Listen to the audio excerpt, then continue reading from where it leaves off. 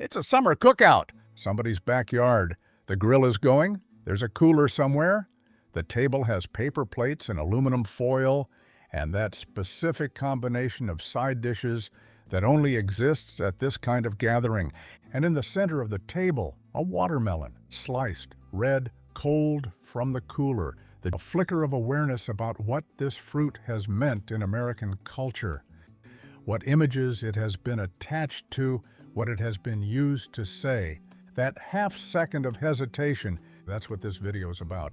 Not the watermelon, the hesitation, where it came from, who put it there, and why. Georgia, 1866, 1 year after emancipation, a man is in a field, not a plantation field, his field, or as close to his as the fragile legal reality of Reconstruction allowed. He's checking his watermelon crop, moving through the rows, pressing rinds to test ripeness, calculating yield against the market he's planning to reach this week. He has almost nothing by conventional economic measures. No accumulated capital, no land title that couldn't be challenged, no legal system that would reliably protect his interests. What he has is this crop, this knowledge, this market, and for the first time in his life, the right to keep what he earns from it. Within 20 years, an image of a man like him, a man doing exactly this kind of work, building exactly this kind of independence, would become one of the most widely circulated racist caricatures in American history. Not because he failed, because he succeeded. Most people think the watermelon stereotype is just an old, ugly relic of American racism, something that emerged randomly from the general ugliness of the post-Civil War era. That's not wrong. It's just incomplete. The stereotype wasn't random. It was a response, a targeted, deliberate propaganda campaign aimed specifically at a moment of Black economic independence that was visible, growing, and threatening to the people who wanted to prevent it. By the end of this, you'll know exactly who built that campaign, how they built it, and why the fruit they chose was not an accident. To understand what was done to watermelon in the 1870s, you have to understand what watermelon actually was before anyone in America had an opinion about it. Watermelon originated in northeastern Africa, specifically in the region of present-day Sudan, Libya, and Egypt, in the arid zone stretching from the Kalahari Desert northward. It has been cultivated for at least 4,000 years. Seeds have been recovered from Egyptian tombs dating to approximately 2000 BCE. It appears in ancient Egyptian botanical and culinary records. It traveled north through Mediterranean trade routes, east along the Silk Road into Asia, and eventually, via European trade, west into the Americas. By the time it arrived on American soil, watermelon had already been a cultivated, valued, and economically significant crop on 3 continents for millennia. Long before America existed, Africans were already growing watermelons. Thousands of years before the stereotype, there was just a really good fruit. The specific agricultural properties that made it valuable in Africa, its ability to thrive in heat, its high water content in drought conditions, its rapid production cycle, made it equally valuable in the American South. The fruit traveled well in the heat, it sold well in summer markets, it grew prolifically in the conditions that characterize southern summers. And the people who knew it best, who had grown its botanical relatives in Africa, who arrived in the Americas with agricultural knowledge that included an understanding of how to cultivate heat-tolerant, drought-resistant crops, were already here.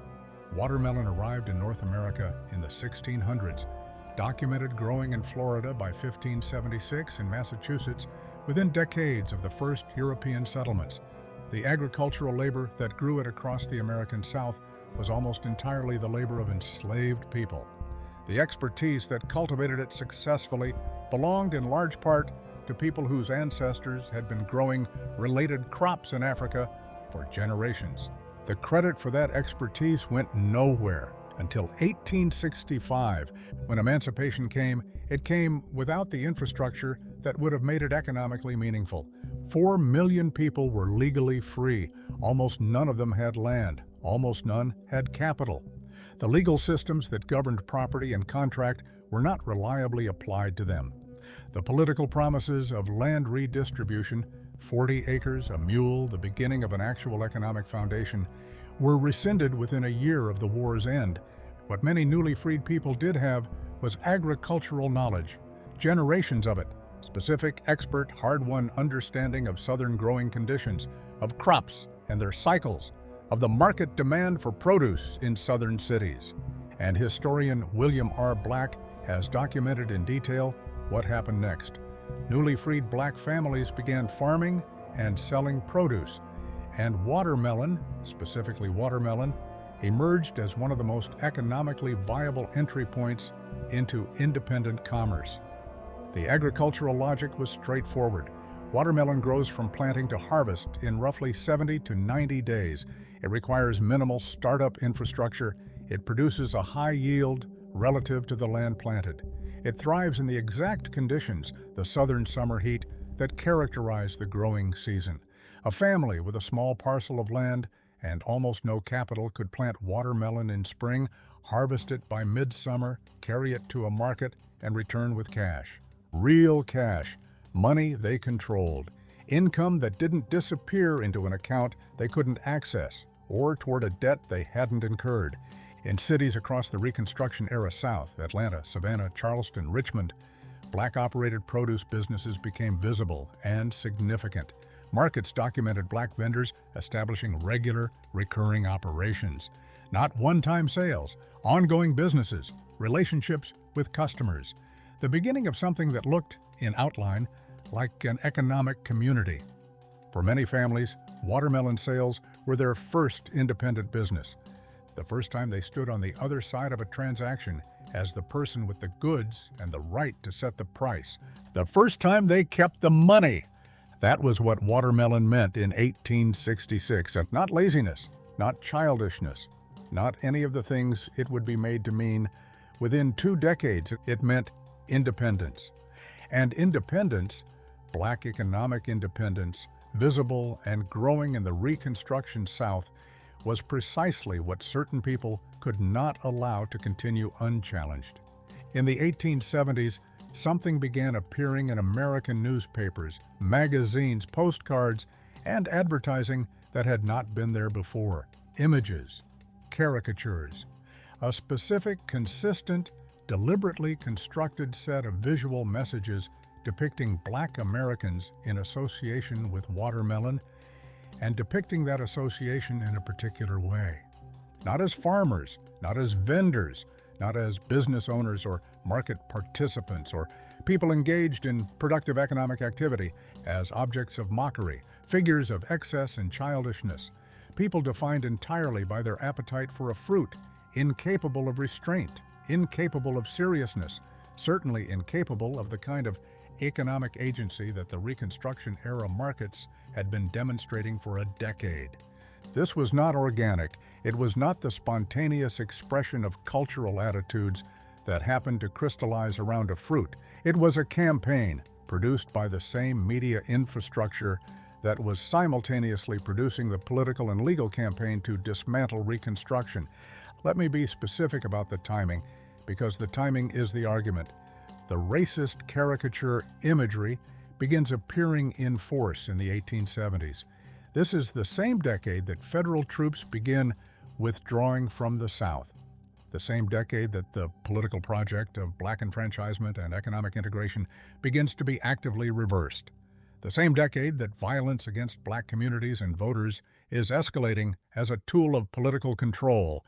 The watermelon stereotype was not a footnote to that political project. It was a component of it.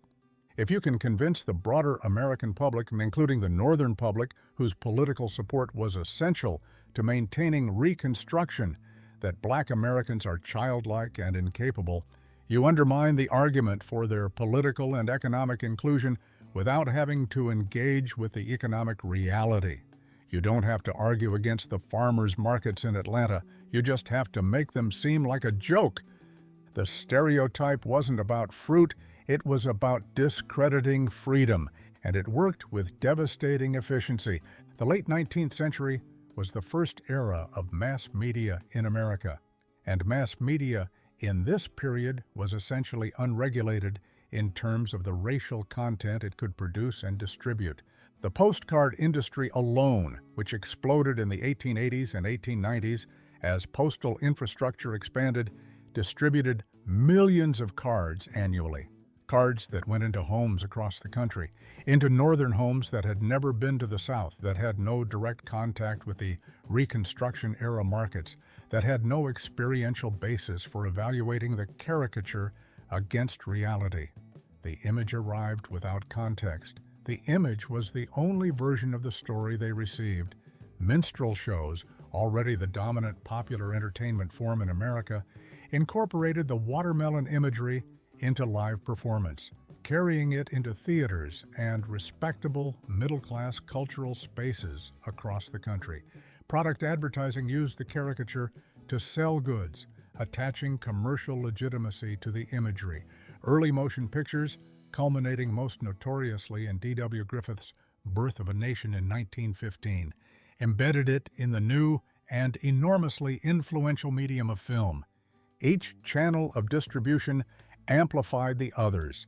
A person who saw the postcard, saw the minstrel show, saw the advertisement, saw the film. The message arrived from multiple directions, in multiple formats, from sources that seemed culturally unrelated, but were carrying the same underlying message.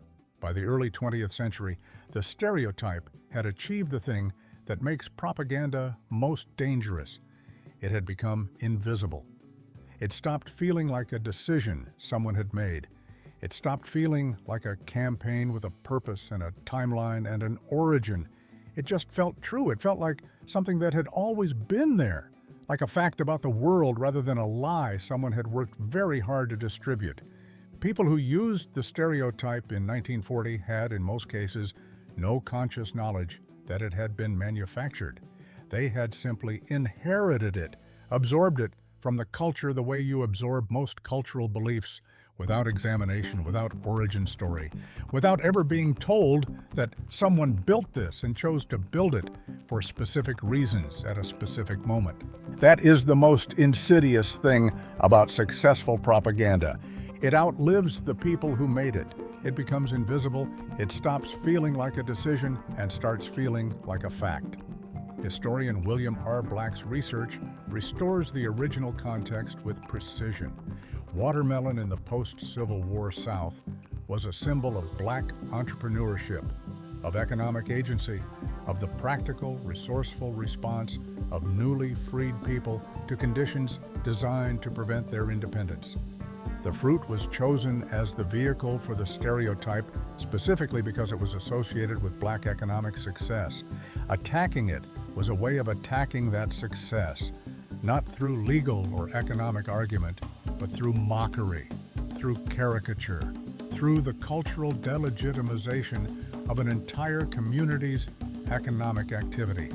The truth is the exact opposite of the stereotype. Watermelon wasn't about laziness, it was about independence. And the people who built the stereotype knew exactly what they were doing. Today, chefs and food historians are recovering and telling this story. Some restaurants feature watermelon deliberately with the history attached, as a reclamation of the original meaning, as an acknowledgement of what it represented before someone decided to turn it into a punchline. The reclamation is happening. This isn't past tense. A fruit that once represented freedom was turned into a national joke, not by accident, not by the slow drift of cultural attitudes, by a deliberate campaign executed through the media infrastructure of the late 19th century, aimed at undermining the economic and political claims of people who were beginning to exercise rights that others were determined to deny them. The watermelon didn't change. The story told about it did. And now you know the original story. 3 things. Read William R. Black's research on watermelon and the Reconstruction era. It's documented, it's specific, it's the kind of history that changes how you see a lot of other things once you understand it. When you eat watermelon, and you should, it's a great fruit, know what it actually represents. Know that the hesitation some people feel around it was manufactured, that the manufacturing had a purpose, and that knowing the purpose is the beginning of undoing it. And when someone uses the stereotype, Tell them this story. Give them the history, not as an accusation, but as information. The stereotype survives partly because the origin story doesn't circulate. Change that. Food carries history. History carries truth. Truth is yours now. What other foods from history were turned into weapons like this? Tell me in the comments.